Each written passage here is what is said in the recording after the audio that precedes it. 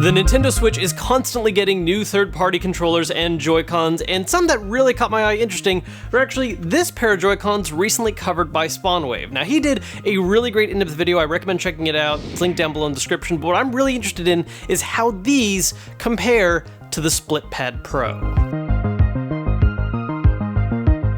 The reason why I want to compare these more specifically to the SplitPad Pro is because there's actually a couple really big things they have in common, including the larger body design with a curved grip that's more like a traditional controller, and most importantly, the taller sticks, which is a big upgrade over regular Joy-Cons. Initially when I saw them, I thought, oh, this would be a cool thing to check out to see if people want to grab them instead of the SplitPad, because the SplitPad has become basically impossible to get, and shortly after thinking that, it was announced that HORI is actually reissuing the SplitPad Pro in 3 colors, a black, a blue, and a red, and they're going to be available for pre-order, and you can pick them up in mid-September. So the real question is it worth grabbing a pair of these right now for 40 bucks, or should you wait a month and grab a SplitPad Pro for 50? Full disclosure real quick before we get into the in-depths of how they compare, these Joy-Cons I'm reviewing actually aren't the exact same ones that SpawnWave covered. Those actually sold out and appear to be completely unavailable now, but as you may expect with any kind of third-party unlicensed controller you can find on Amazon, there are lots of companies with different names making what appear to be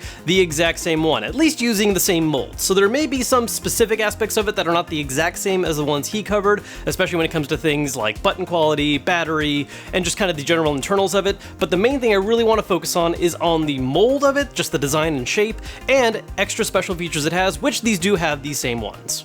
First off, let's just talk about the general size, shape, and comfort between these two different designs. Now, the Amazon ones are definitely larger and thicker than a regular Joy-Con, which can make them more appealing as far as just something that's not going to hurt your hands or wrists over a long period of time, but despite their larger size, they still pale in comparison to the overall beastly size of the SplitPad Pro, especially when it comes to just the general width of it. Now, there's some immediate trade-offs with this. If your main interest in the SplitPad Pro or any kind of larger Joy-Con is that you want one as big as possible because you have larger hands, well, obviously, this has some big upsides. This one, however, it still has about the same width of a regular Joy-Con, it's just a lot thicker and has that curved back, which might be a lot better for people who have kind of smaller to medium-sized hands, but still want the comfort of a real controller grip as opposed to just the flat design of Joy-Cons, which is just never going to be comfortable. I will say for me personally, after using both of these styles over a long period of time in handheld mode, I did find the SplitPad to be a little better.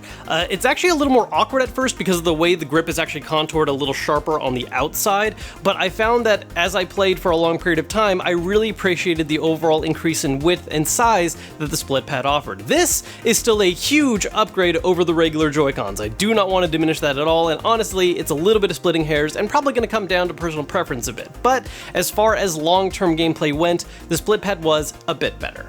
Something I touched on really quick earlier that is I think one of the biggest surprise selling points of the SplitPad and is also a big deal about these other Joy-Cons is that they have a noticeably taller stick compared to a regular Switch Joy-Con. This is something that I think people always kind of passively were aware was annoying about Joy-Cons, but they didn't really come to the surface until you started trying other controllers that gave you a larger stick and more freedom, and both of these really afford that. The HORI's looks a little thicker as far as the stick base itself, but in terms of maneuverability and just the overall precision they both offer, it feels pretty much the same. I will note though that for the Amazon ones, while the actual feeling of the stick was very similar, I was having a couple issues with it as far as stick calibration. The Switch really didn't like diagonal inputs on this initially for some reason. It eventually worked itself out, but it's enough of a little worrying kind of odd effect that I think it's something to keep in mind. One of the upsides to this Joy-Con being not as wide as well is the fact that when it comes to finding a case to fit it in, it's a little less of a hassle. The increased thickness definitely makes it a problem, especially if any cases you currently own are very thin in design, but any slightly larger ones that are designed to accommodate a grip or some kind of additional Joy-Con feature, these will be able to fit attached to your Switch a lot better, making them more portable. The SplitPad is very hard to find a proper case for. I have found that the Satisfy case can carry these attached to a Switch, but even then, it's kind of an uncomfortable fit and definitely not optimal. Now, aside from size and comfort, another big deal about these is the difference in special features. And what's really interesting about this is that because these are unlicensed ones that are probably made also a bit cheaper in general, they actually offer more features at a lower price point. Again, these go for roughly $40. It's give and take depending on which specific one you buy on Amazon, whereas the SplitPad Pro currently is up for pre-order at $50. One of the immediate big features that you miss out on with the SplitPad Pro is that this is a dedicated handheld only option. There is no wireless function whatsoever in these, they only work when they are directly connected to a Switch. On the other hand, these third-party unlicensed ones on Amazon actually offer a full wireless experience, which is nice. I will say that the curved design of them ends up not being super comfortable if you're holding a Joy-Con in each hand. However, there are bundle versions of this that come with a little controller attachment that I thought this was actually gonna have, which ends up probably making it a much better experience and probably feels really close to using a traditional controller. Now, there are additional special features that both these Joy-Cons have over the regular traditional Joy-Cons, which are buttons located at the bottom. They both have a turbo feature, and the other button is actually a very different feature for both of these controllers. At first glance, you might think they're offering the same thing, but they're not. In the case of the SplitPad Pro, the button down here is an assign button that allows you to remap any button on this same side on this button on the back, which makes it a very convenient extra button option. This is really useful for things like if you need to have a jump button in a first-person shooter, or just any kind of additional feature that you don't want to have involving you taking your thumb off the right stick. For these ones you can find on Amazon, this is actually a full-blown macro button, and it's also the button itself. There is no additional button on the back or anything that it maps to. This is the button you have to hit when you want to activate it. So the upside of this being a macro button is that instead of remapping a single option one at a time, this is able to handle multiple button inputs. So you can set it to be pressing A, followed by B, followed by Y, which can be a little exploitable depending on the specific game and is a feature some people really want to have. What really bothers me about this though is I do not understand the logic of keeping this button on the front down here. The only way to press this button is to quickly remove your thumb from the stick, which partially defeats the purpose of additional buttons like this. That's the reason why you normally see them on the back of a controller or up top, further inside away from the shoulders.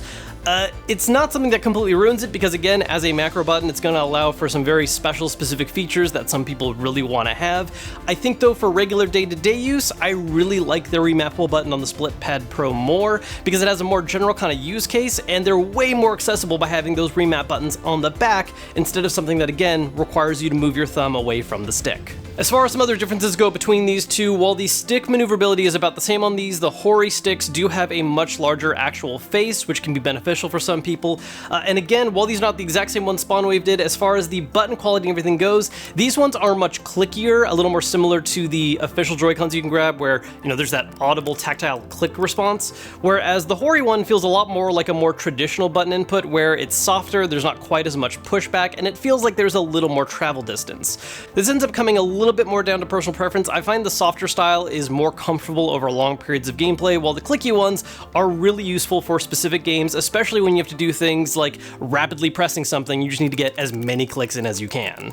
Overall, the upsides and downsides of these two options can really easily boil down to what kind of trade-offs you normally see with a licensed versus unlicensed product. These ones you can get on Amazon being unlicensed are a little more cheaply made in general. They just don't feel quite as sturdy as a lot of other options out there, but they're able to offer a large variety of additional functions, including the fact that they can be used wireless, which is great. On the other hand, while the SplitPad Pro costs more money, being a licensed one, there was definitely a little more quality products put into it as far as just the physical build of it goes. The plastic just feels better to the touch. And while this will come down a little bit to personal preference and hand size, I did find this to be the more comfortable of the two, and I really appreciate that remap button being on the back rather than something you have to reach down and touch at the bottom like with these ones. I do admit that when it comes to stuff like this, I do have a general personal preference for things that are either officially licensed or from a company that I have a longer track record and history of trying products from, which HORI definitely is more than Kinvoka, I think is what these particular ones were called, so that does give me a little extra preference for these.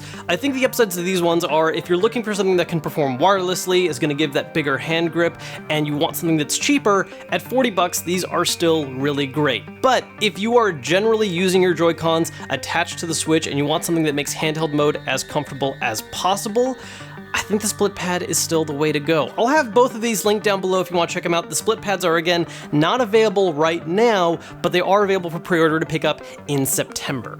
If you want a more in-depth look at this style of Joy-Con, make sure to check out Spawnwave's video covering them. I have that link down below in the description as well, and I will see you guys later.